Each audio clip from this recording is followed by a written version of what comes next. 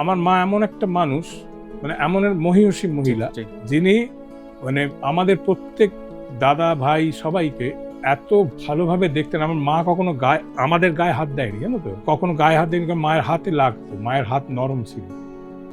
সেই জন্যে মা কথা বন্ধ করে, আমরা দেখতো মা আমাকে কোনো কথার উত্তর দিচ্ছে না, কোনো একটা দুষ্টুমি করেছি, তো মারার থেকে অনেক বড় না, মারার থেকে অনেক বড়। কারণ কোনো একটা অন্যায় কাজ করেছি, কোথাও দুষ্টুমি করেছি, মা কথাই বলছে না আমার সঙ্গে। ও মা অমুক তমুক এইসব যা বলছি, কিছু আমার খিদে পেয়ে গেছে, কোনো উত্তরই নাই। তখন মায়ের পায়ে হাত দিয়ে বলো আর করবো না, আর কখনো করবো না।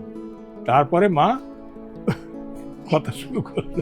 তারপর আমরা ধরো কোনো অসুস্থতা হয়েছে, আমাদের যে রিক্সা করে নিয়ে যেত মা, ওইটা একটা ব্যাপার। মায়ের মানে কোলের মধ্যে প্রায় মাথাটা শোয়ানো এবং সামনে পর্দা দেওয়া, বাইরে রোদ্দুর, ওই ভেতরটা একটা কি অদ্ভুত সুন্দর একটা ব্যাপার লাগবে, বুঝছো তো? সুন্দর বোঝাচ্ছেন, মানে ওই পরিবেশটা আমাদের চোখের সামনে ভাসছে।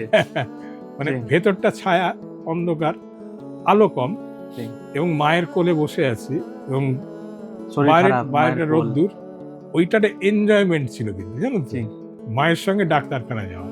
আর যিনি ডাক্তার ছিলেন তিনিও খুব ভালো ডাক্তার।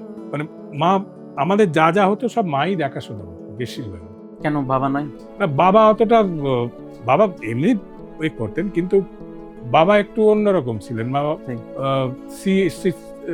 চাকরি করেন, মাই দেখতেন সব।